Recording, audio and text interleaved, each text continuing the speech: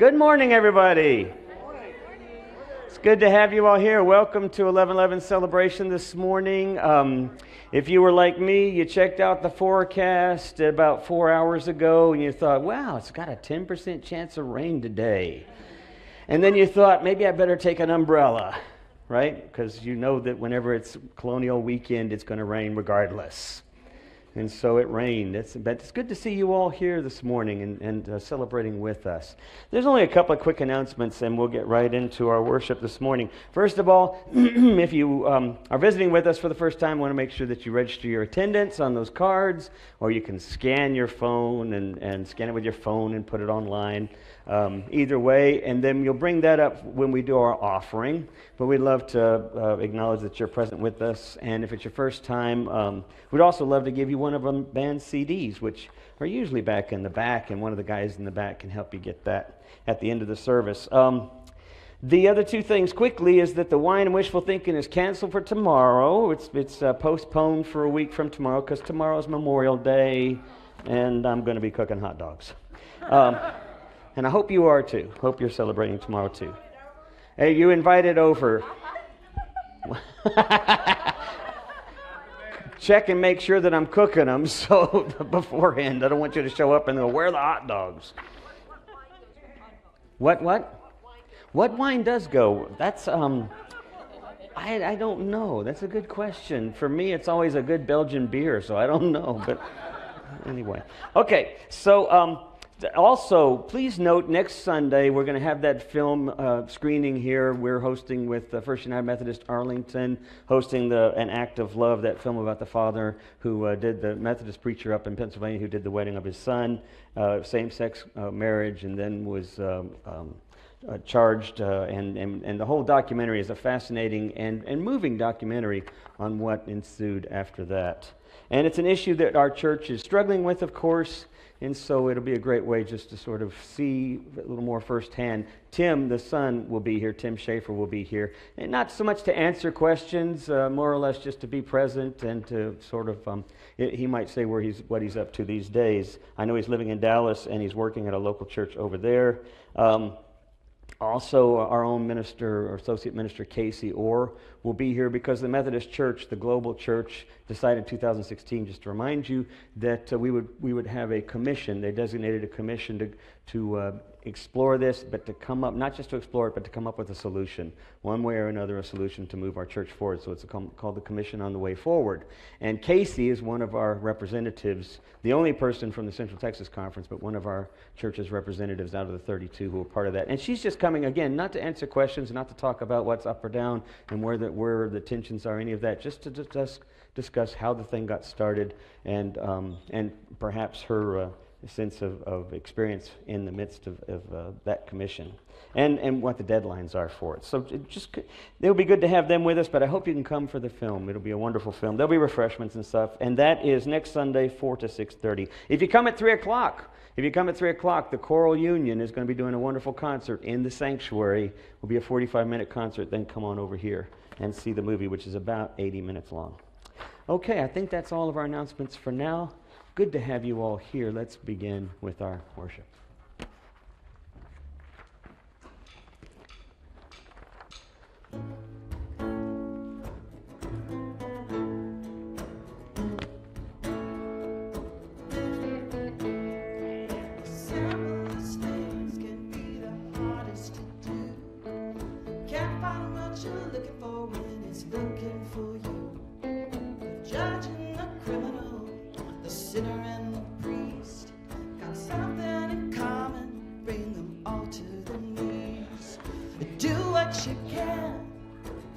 What you must.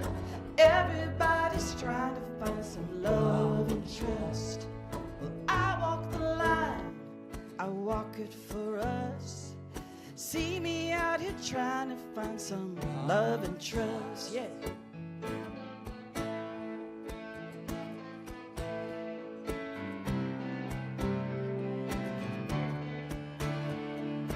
Love and trust.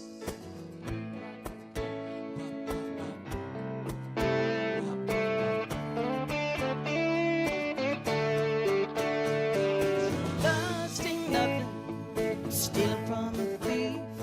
Storm after storm will leave you shaking like a leaf.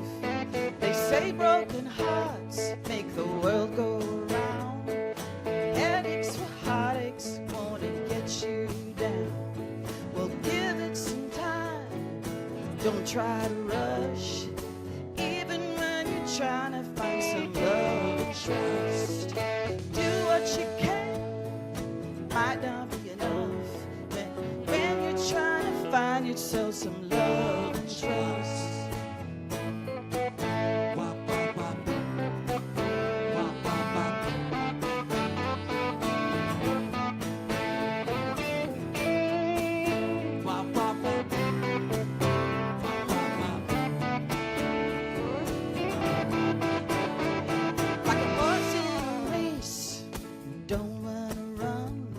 Like an executioner who won't fire his gun.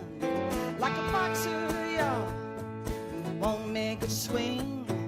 Just like a prince who don't wanna be king. Haven't we suffered enough? Now we're out here trying to find some love and trust. Do what you can, do what you must.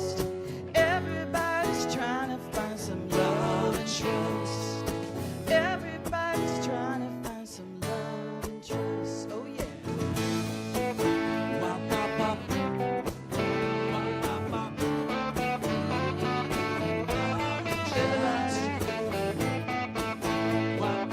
Do what you must. Everybody wants some love and trust. Do all you can. Do what you must.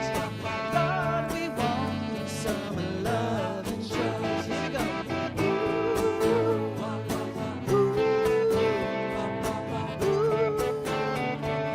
Love and trust.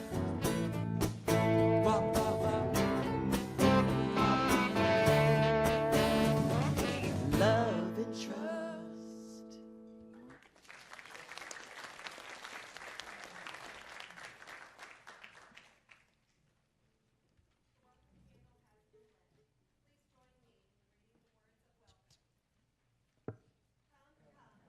Whoever you are, wanderer, worshiper, lover, baby, it doesn't matter.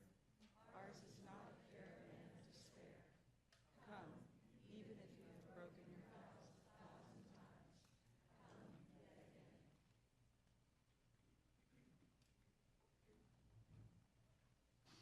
As we gather in this space, we come together not as individuals, but as a community on this Memorial Day that remembers, that holds to memories, holds to the sacrifices that have been made for us, and holds to a future that we can face unafraid because we are not alone in this world. If we look at the title of what we will be hearing in just a little while now, drop the idea and experience it. There are so many things in this life that we think we'll do one day, that one of these days we'll get it together and we'll do this. And today, in these moments, let us experience this time together fully, and let us have the courage to face and to act upon those things that we've always wanted to do, that are acts of love and mercy and grace, but that we hold back from. May we step forward into the future. May we pray. Oh, Holy One, we know you are already here. You go before us. We do not have to ask for you to meet us here, for you are already in this place. But we open ourselves now to you and ask that you help us to move into being the people that we are created ultimately to be, that we might love one another in the ways in which you are calling us to, that we might look one another into the eye and see people of grace and offer mercy. May you come and be with us in this place so that we might be your people wherever we are. We pray these things in the name of the one in whom we live and move and have our being. Amen. Amen. I'd like to ask everybody to stand now and sing with us if you would. This is also a great time to bring your offerings to the table. Hey, and one more kind of cool thing I want to point out. Kevin Grove is playing, that's called a lap steel. and most of his instruments are found in yard sales. That one, however, came from a different place. It was played by Jim Miller's dad back in the day. That's Jim Miller's. I don't know how long that thing hasn't been played, but it's out of retirement now. It's been played since the early 40s. How about that? And it still sounds sweet as ever. So thank you, Kevin Grove. Thank you, Jim Miller, for bringing that. Hey, let's sing together. Y'all ready?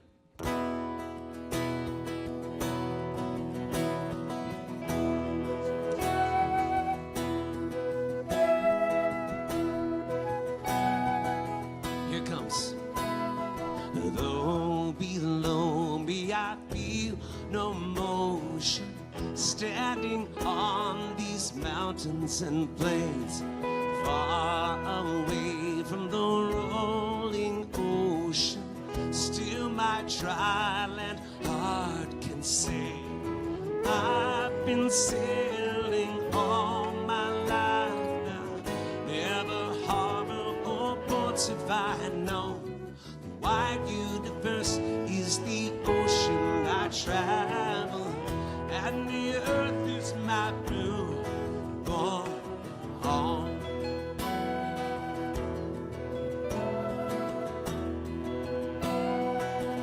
Verse 2. Sun, my sail, and moon, my rudder, as I ply the starry sea, leaning over the edge in wonder, casting questions into the deep, drifting here with my ship's companions, all we kindred pilgrim souls, making our way by the lights of the heavens in our beautiful blue boat home.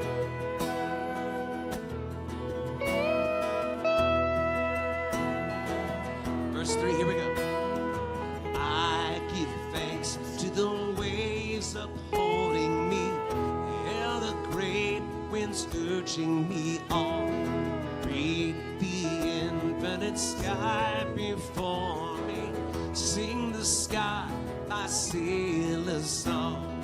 I was born upon the fathers, never harbor or port have I known. The wide universe is the ocean I travel, and the earth is my blue boat home. The wide universe. The wide universe is the ocean I travel, and the earth is my blue boat home.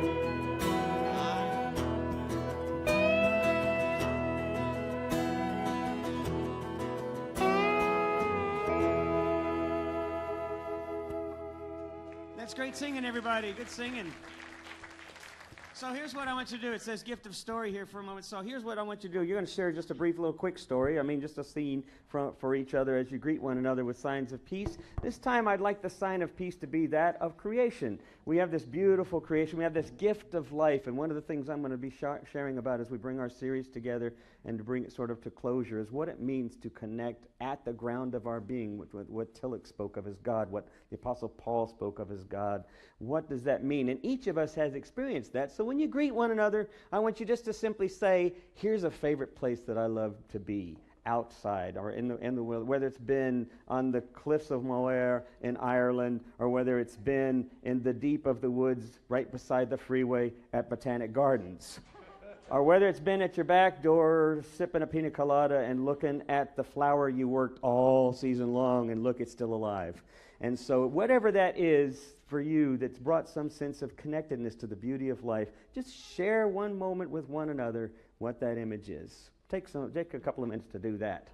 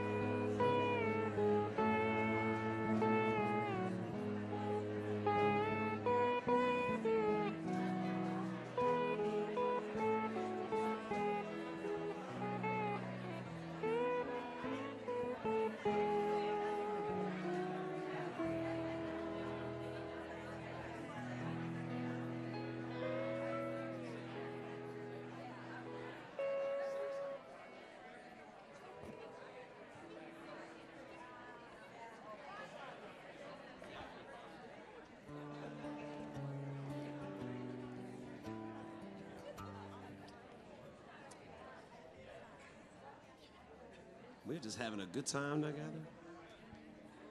I'm going to invite everybody to sing a song with us now as you're seated.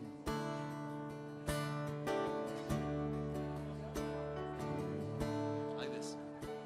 In the midst of the morning, we open to all of the gifts of the day.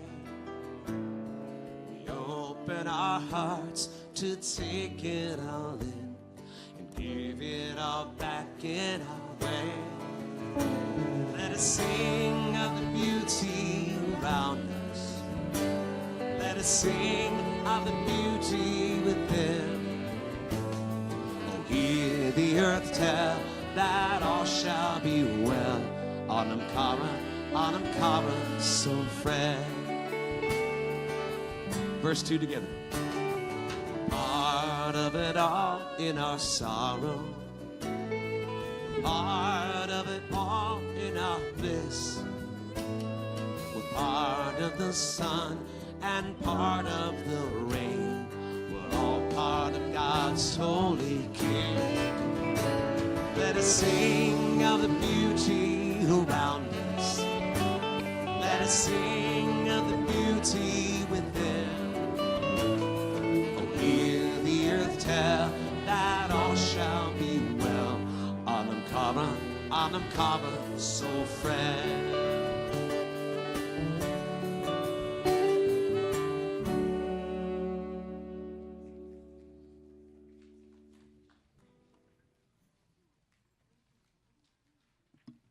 And so as we continue this quiet time, I want to say to you who are visiting with us, this is our Kairos time, and it's a time where we sit and breathe together.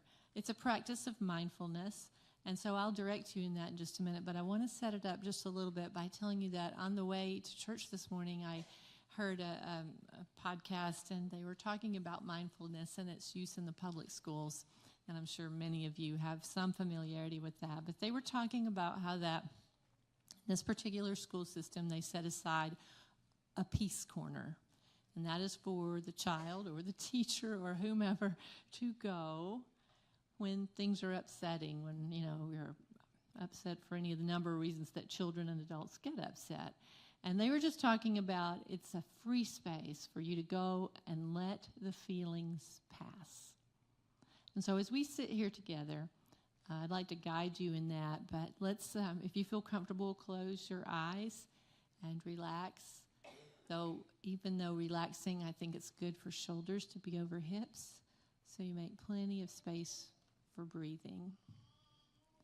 And so take some deep breaths.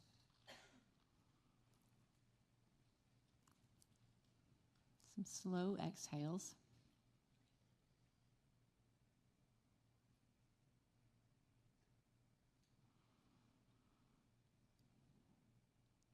Find a rhythm in your breathing.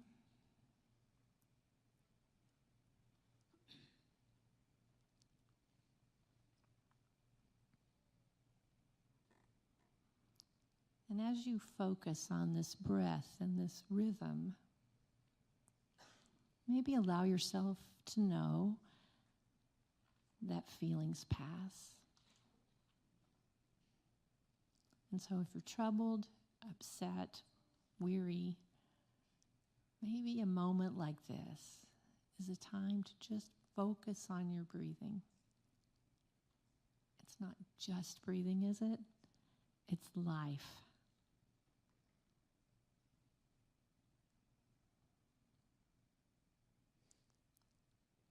And though you have to face those things that are bugging you, you can also settle your feelings just a little in this rhythm of sitting and breathing.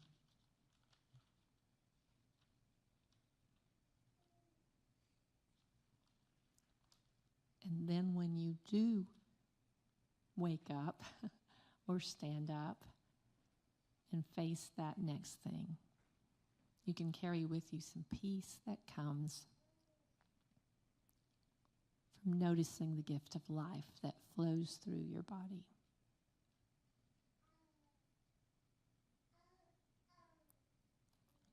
Amen.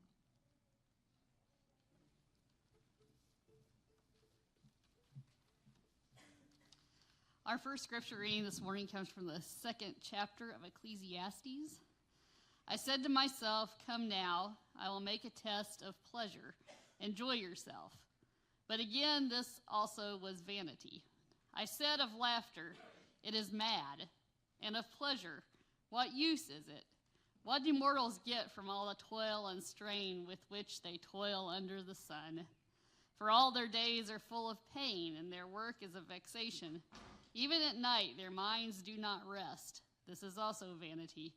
There is nothing better for mortals than to eat and drink and find enjoyment in their toil.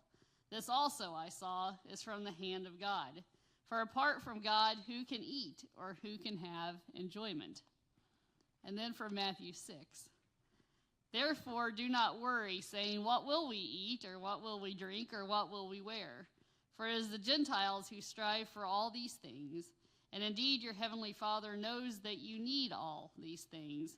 But strive first for the kingdom of God and his righteousness, and all these things will be given to you as well.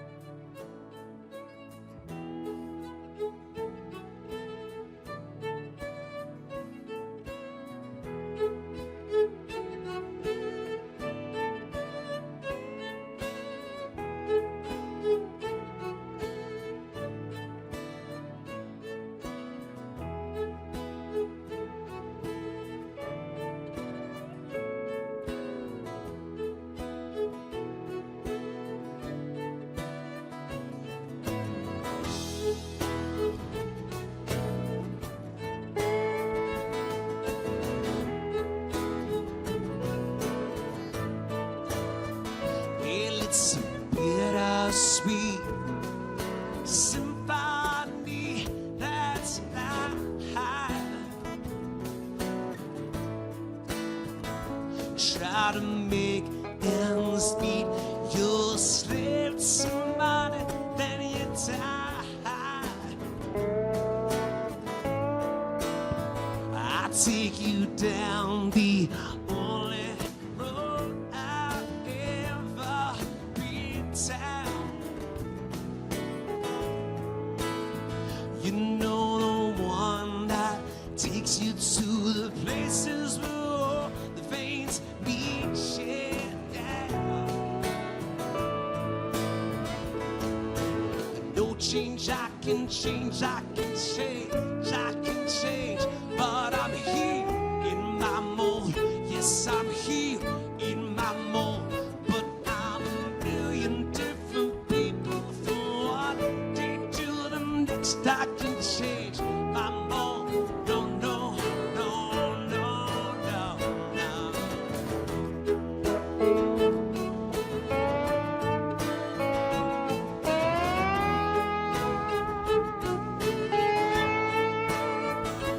And I've never prayed, but tonight I'm on my knees, yeah. I need to hear some sounds that recognize the pain in me, yeah. I let the melody shine, let it cleanse my mind. I feel free now. But the airways are clean, and there's nobody singing to me now. I don't change, I can change, I can change, I can change. But I'm here in my mold. Yes, I'm here in my mold. And I'm a million different people. From one day to the next, I can change my mold. No, no, no, no, no. Now, every day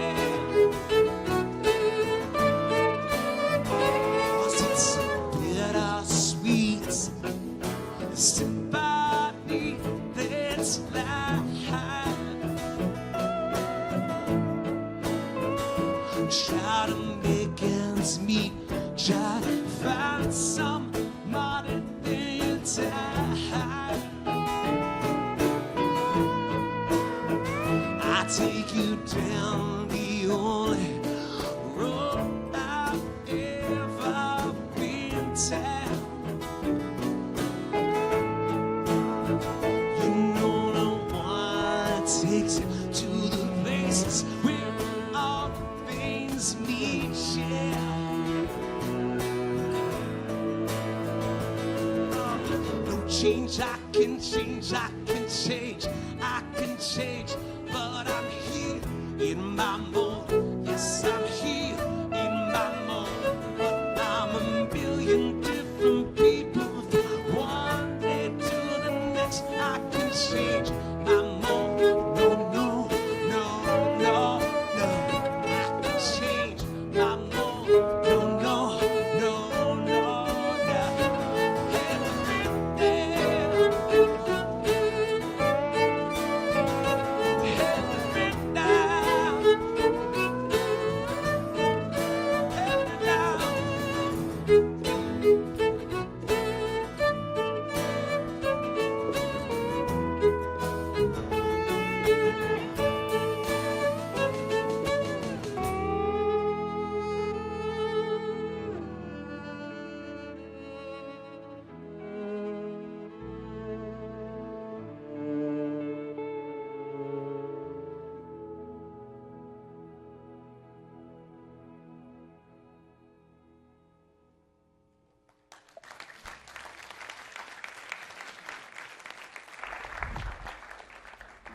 I have always wanted to do that song, but I've never figured out when would be a good time to do it. And then I read Ecclesiastes. And I thought, I think that's the same guy. Speaks to that ennui, that sort of reality that we find ourselves, a bittersweet symphony, that reality of life that is, now I can't remember who said it, but life is a pain, you work, you live, and then you die. And it's that existential sort of bleakness. And there's certainly, you can be overwhelmed by that. You can certainly experience that in life. There's no question about that. And it's been a question that's been a part of our humanity since the time of Ecclesiastes, when he was writing it down. And prior to that, it's been a part of our humanity ever since. So we began discussing this series about 5 weeks ago, I think. And we're wrapping it up today. I'm wrapping it up this morning. And I want to think with you, just kind of go back over some of the basics. First of all, we talked about this idea of what it means to live as if in a what-if world. Well, the what-if world, of course, is Ecclesiastes. The what-if world is also the folks that were around Jesus at his time worrying about what they'll wear, what they'll eat, what they'll do, how we'll survive, how we'll get through. Will the kingdom ever come? Will it be what we expect? I mean, it's the same reality, the same thing that we live with as we think about will our kids be what we expect they'll be? Will our job be what we expect it to be? Will my relationship be what I expect it to be? We have all of these what-ifs. It's just a fact of who we are. And so I started exploring this idea at the time after Easter Sunday, because I called it, and what I'm calling it is what it means to live resurrected life. The as if in a what if world. Do you like that? Hopefully you can see some of that. And what I talked about is this idea that it's what renews us, is living a life, a new life, renewed life, that God's yes to life. How do we participate in that? How do we experience that as if it is here? And I brought up this idea, the image of a cocoon, that the cocoon is kind of spirituality for most of us. And it's a developmental process. I think maybe some of you went through, I think it was in the Methodist Church years ago, they used to call the middle school period of time, they called it chrysalis. I don't know if you remember, some of you who might have been Methodist, maybe you had something similar to that. This idea that this is the time of formation. This is the time you form your faith. Well, we find ourselves in this cocoon most of our lives at one point or another, that place where we form spiritually, but a lot of us never get out of the cocoon. speaking generally, a lot of us never actually leave the cocoon. We're sort of stuck in there because, in all honesty, the cocoon is kind of comfortable, right? There's a lot of fear out there. There's a lot of worry out there. There's a lot of anxiety trying to figure out who I am in relation to everyone else. It's kind of easy sometimes to stay in that cocoon, even when we retreat, when we backstep, when we regress. It's still sometimes more familiar. So the cocoon is a struggle for us. And it should be, because that's what happens in a cocoon. But what I suggested was that there's these, and I like Sharm's word that she used last week. She used this word preoccupation. I spoke of dualities or a continuum, sort of. But it is a preoccupation that we find ourselves with in the world. There are four major ones that I mentioned. This idea of success and failure was the first one we looked at. And then the second one that we looked at was fame and shame. And all of these, you'll see, they relate in many ways.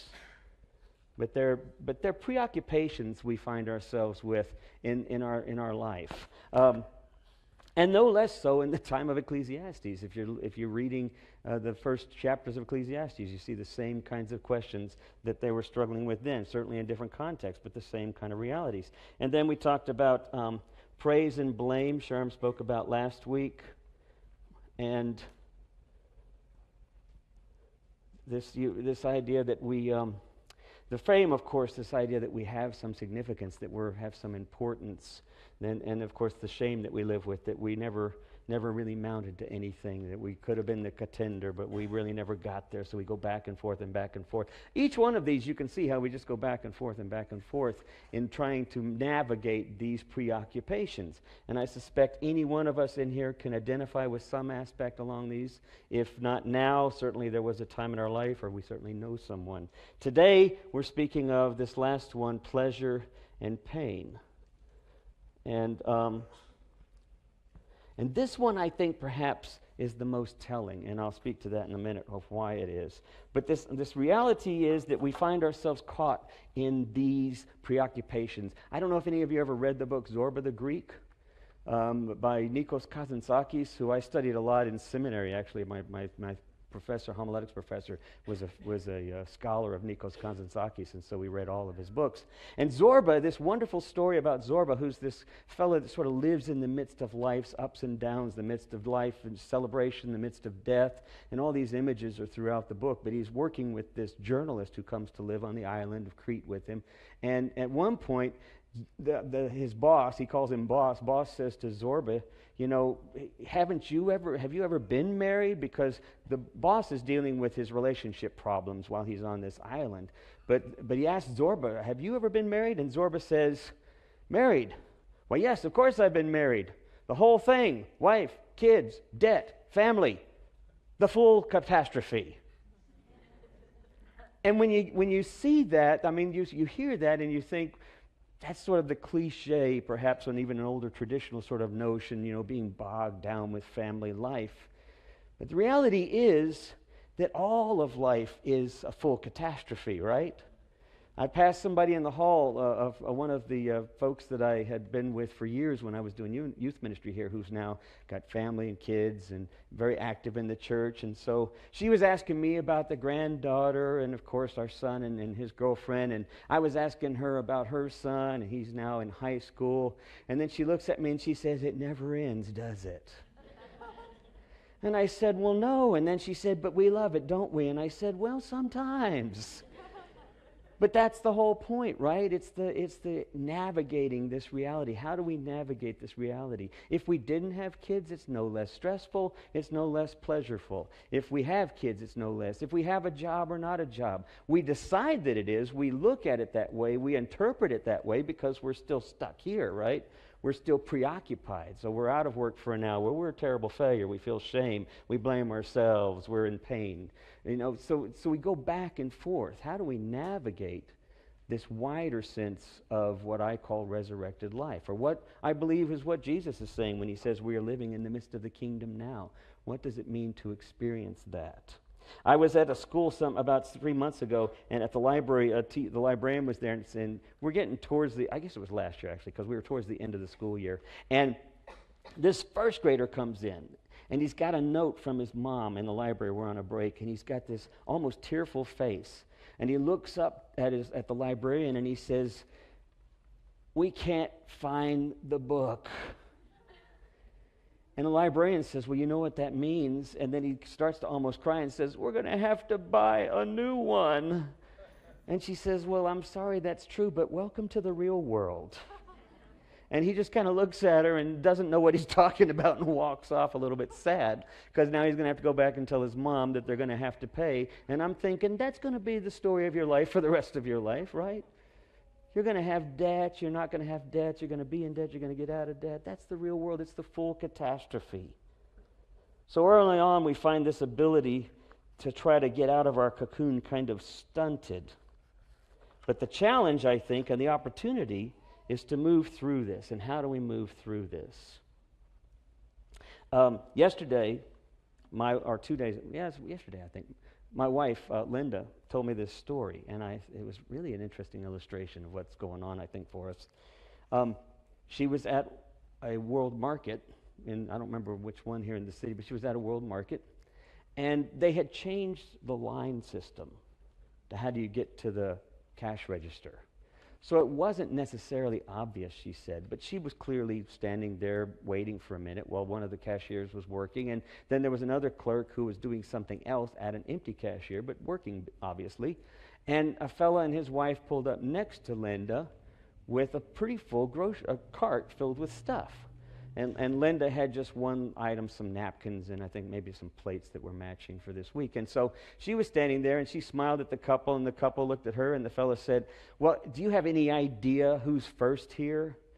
And she said, "Well, I think this is the line, but if you're in a hurry," and at that point, the clerk who wasn't doing anything said, "Sir, I can be with you in just a second."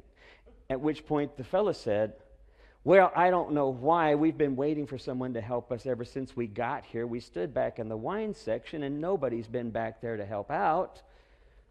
And I've been looking all over." And then the clerk said again, "Well, sir, I'm finishing this up, and I'll help you go back there." "Well, it's too late now. I don't really see any point in it now." And at that point, the other register opens up, and Linda's not sure whether to go or whether to stand there and offer it. And finally, the guy looks at his wife, and she says, "Well, this has been the most miserable experience." And they leave the cart and walk out the door. And the fellows, of course, they're looking at each other. The clerks are looking at each other, wondering, like, what could we have done any different to have helped the situation? We have this sense, I think, when we get caught up in here, of living with a sense of entitlement. And sometimes that entitlement is bold and brazen, to where the rest of us are like, really? You know, we see it on the highway, we'll see it in our day-to-day living. But then it's also subtle. It's also very subtle in the sense in which we realize we think pain shouldn't happen to us. When we think problems shouldn't happen to us. When we think disease shouldn't happen to us. When our narratives stop going the way we think they should be going, we feel like that shouldn't happen. There's a sense of entitlement that we all sort of have that's very subtle. But again, it's caught up in here. And one of the things that Richard Rohr talked about in one of his books, The Divine Dance, which I think is a wonderful book, which is about the Trinity, but I think it's so much more, is he talks about the pathways in which we sometimes are broken open. And he says, typically, there are two. One is awe or wonder, and the other is through suffering. And both of these paths open us up to a reality because they challenge this assumption of entitlement. They challenge this assumption that things should go a certain way. The problem is that we don't always navigate through them. A lot of times what we do when we experience suffering, when we experience things not going our way, is we fall back into one of these places. We fall back into one side of these preoccupations. There's a lot of reasons for that, but one of the most interesting, I think, is very simple, and it's called dopamine. I'm just going to bring it right down to biology. Our neurobiology craves dopamine. It's the pleasure neurochemical. And our body produces it in different ways, and in other ways represses it. And in certain patterns that we find ourselves in, we end up repressing it more and more. And then we find ourselves trying to go to extremes to get it back. And we call those addictions, right? We fall into these patterns. And we failed to navigate through this, but what we found ourselves now is in such a pattern that we have buried ourselves deep into the cocoon, and it's harder and harder to get out. When Matthew's gospel says in the text here, it says, therefore do not worry, what will we eat, what will we drink, or what will we wear, but strive first for the kingdom of God and his righteousness. I think what Matthew is saying, what Jesus is saying here, is that at the heart of our being, at the heart of our reality, is what the Apostle Paul called the ground of our being, God. That when we seek that when we seek God, so to speak, that when we seek to be connected, we are opening up the possibilities of moving past all of this. It's interesting that all the traditions of religion speak to this. If you look at Buddhism, and you happen to know what the first noble truth is, do you know what it is? Oh, you're all Buddhists in here. We have a few. Life is suffering, right? You know what the second one is? Just out of curiosity, anybody? What's suffering? Fear? Well, fear's the consequence of it, yeah. But suffering is attachment. Okay? Basically what Jesus is saying, your need to increase your height, your need, in this text, your need for what you wear, your need for the clothing, your need for how you eat, your need for this, your need for that. Attachment. We're buried in attachment, right? We're surrounded by attachment all the time. Our reality is based on attachment. Every advertisement we watch is an invitation to get attached, right? Or to a concept of it that's based in attachment. And the consequence is that if we don't get that, then what do we feel? We feel fear. We're afraid. And there's all sorts of things that threaten that attachment. Everything from our relationship because we're not really grounded, or in our kids because we're not really rooted in something bigger, or in our job again because we're not really grounded, or in our world because it's threatened by people who want to take. There's a great story that happened on Invisibilia. Did anybody hear it yesterday? Anybody listen to Invisibilia? Yeah, a few people. It's a great podcast. So I'll tell you the quick version of this story, and we'll wrap it up. But in this story, there's a family that's invited a bunch of the neighbors over, and they're having a party in their backyard. And it's kind of an open backyard, and it's a nice neighborhood, and they're having this wonderful party when all of a sudden a fella comes into the middle of the party, and as this couple is talking to each other, he steps over to this one couple that's narrating the story and says that this guy pulls out a gun and points it right at him, and then points it to his wife's head and says, "Give me your money now." And they're stunned at first, and then their second immediate reaction is to think about giving him their money. But the problem is nobody brought a purse or wallet. Nobody has any money. And they plead with the guy saying, "We don't have any money. We really don't. If we could give you a credit card." He says, "I want your money, and I need it now." And he keeps kind of pointing this gun, and they keep saying, "We don't have any money." And then it starts to get out of control as people are actually anxiously trying to convince him, not just this couple, but others, we don't have money. And it looks like he's about to lose it, because he's come into a situation that's untenable. It's not what he predicted, right? He predicted, I go in with a gun, I get money, I leave, everything's cool. But now his reality has been shut down, at which point the young woman has enough presence of mind to do something completely unrealistic. And she says, "We have wine." She gives him this wonderful invitational and tone suggestion and says, "Would you sit down with us to a glass of wine?" And it stuns him. So she doesn't stop there. She keeps saying, I know that you wanted to have money, and I wish we could give you our money, but we do have wine, and we're having a party, and we're celebrating, and we'd love for you to be included. Would you sit down with us? And he's lowering the gun, and as she continues to invite, and nobody's threatening to like overtake or take the gun away, he puts the gun in his pocket, and he sits down and has a glass of wine. And then they're talking. And this is what's happened in this story. She's telling this event. She said after about an hour, they'd been talking, they'd been drinking wine. At one point, the guy takes another sip of the wine and says, this is really good wine. And they talk about where the wine came from. And at one point, the guy finally gets up with a glass of wine and he says, I'm taking this glass. And they all smile and they say, you should. Take the glass. And as he leaves, they're all sitting, they go back into the house, and they're just kind of in this stunned sort of reality as they're trying to process it. And the guy apparently left the house, walked down the front yard, and about a house down the sidewalk had finished the wine and set the glass down in the middle of the sidewalk. And they found it there later on.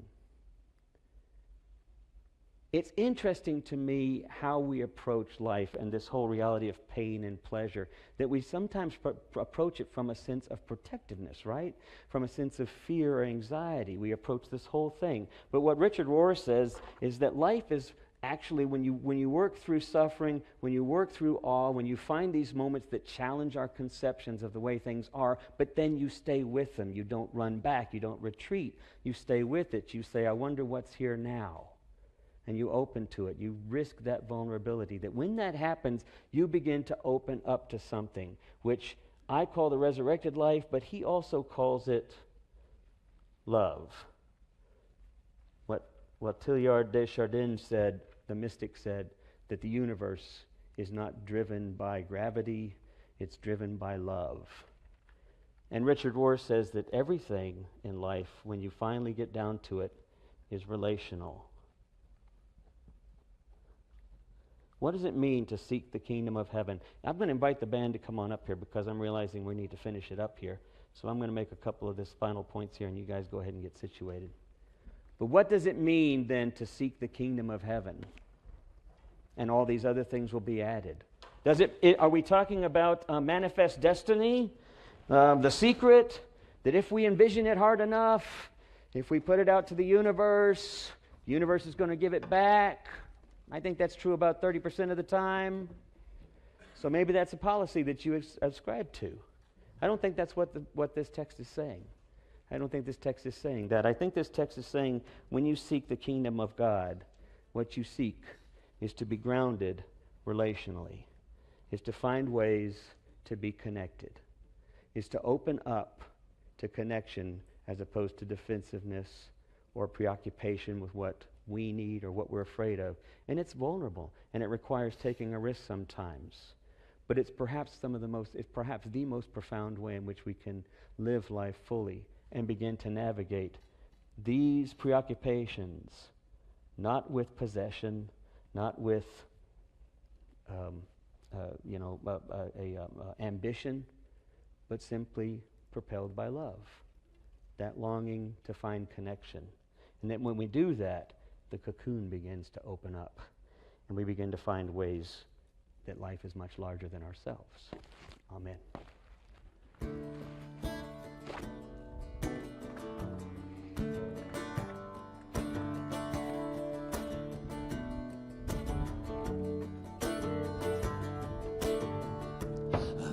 Empty windows. See you later. And only half the lights are out. Wonder what these people's lives, what they might be all about. Do they got a lover? Could they have a family? Could they be just as lonesome as you and me?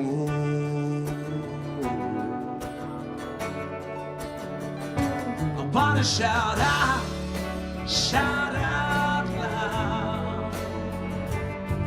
don't you go, just come on out.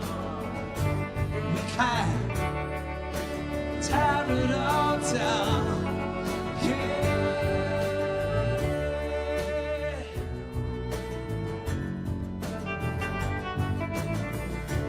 White lights that burn down down an empty avenue.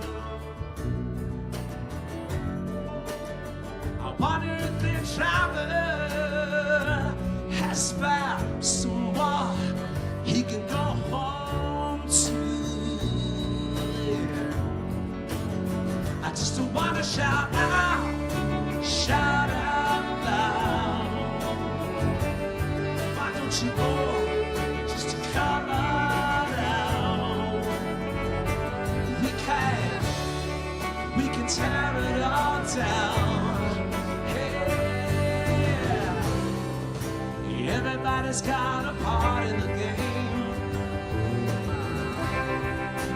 Everybody's got a cross they can claim. Everybody's got somebody to blame. But we all just find our own way.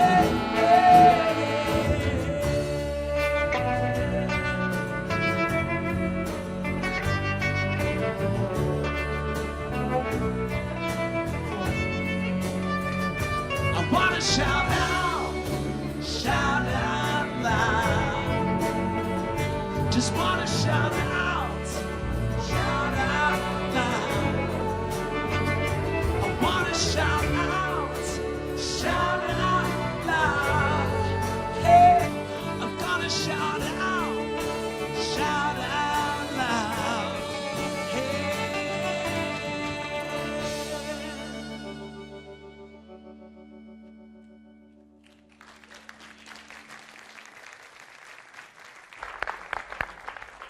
So let's stand for a blessing.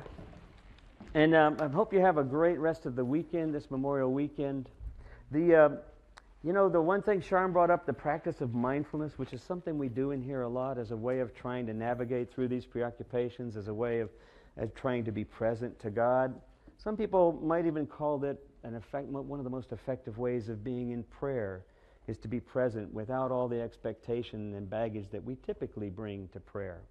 But it's an interesting thing, this idea of mindfulness, because as you try harder and harder to be present, you often find yourselves less and less so, and more so distracted by everything from our own immediate daily momentary kinds of problems to the bombings in Manchester, to the realities of suffering all around the world, and you think, oh my God, there is absolutely no way. I don't know what to do. I think I'm going to go increase my dopamine. And we find ourselves there, and it's overwhelming. And the reality is we're absolutely no good until we are grounded, until we are connected. All that mindfulness is being present on purpose.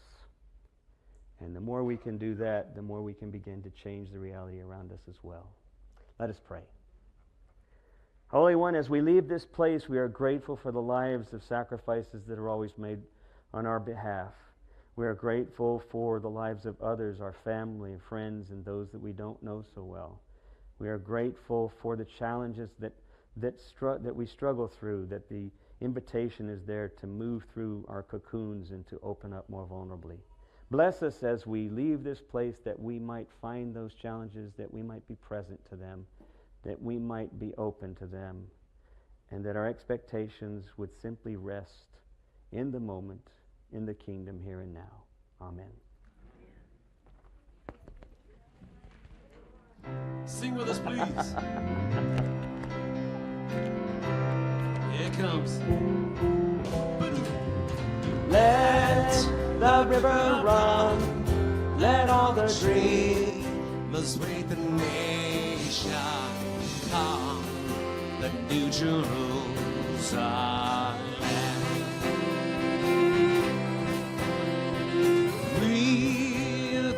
Small, stand on a star and blaze a trail of desire through the darkling dawn.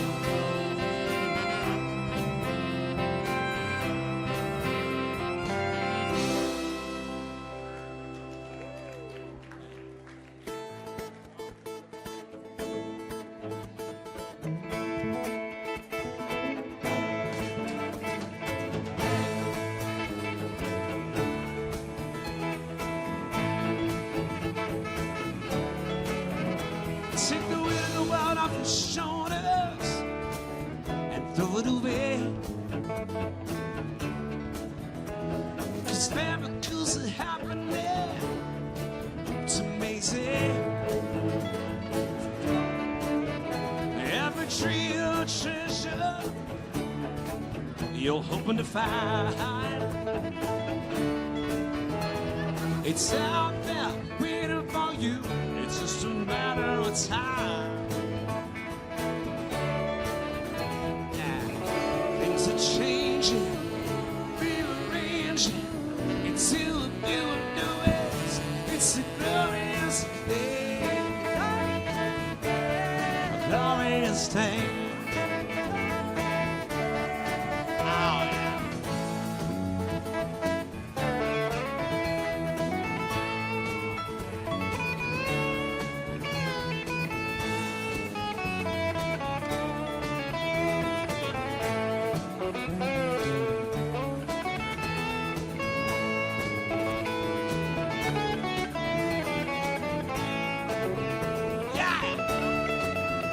Put a smile on your face, hey. Don't you worry, don't you weep. The blessings written down upon you, they're there for you to keep. There's a new highway song, oh, now it's playing in your soul. Let it carry you away, yeah, on a bit of diamonds in the road. Hey, now things are changing, rearranging, here to help you on your way. It's a glorious day. It's Mike Brown's birthday. Hey, Jimmy LaFay. It's a glorious day. Get ready.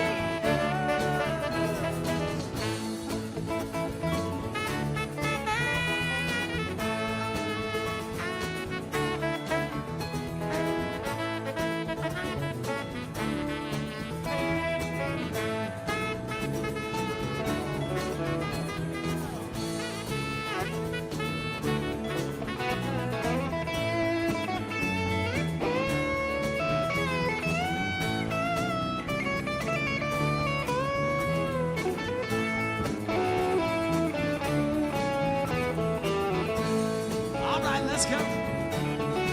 I said that things are changing, they're rearranging, hey, to help you on your way. It's a glorious day. It's Mike Brown's birthday. Hooray for Jimmy LaFay. It's a glorious day. It's a glorious day. Here comes Natalie and my friend David.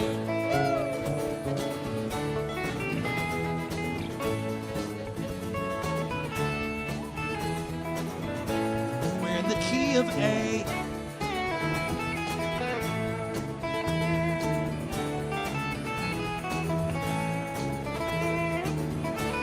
I say, hey, hey.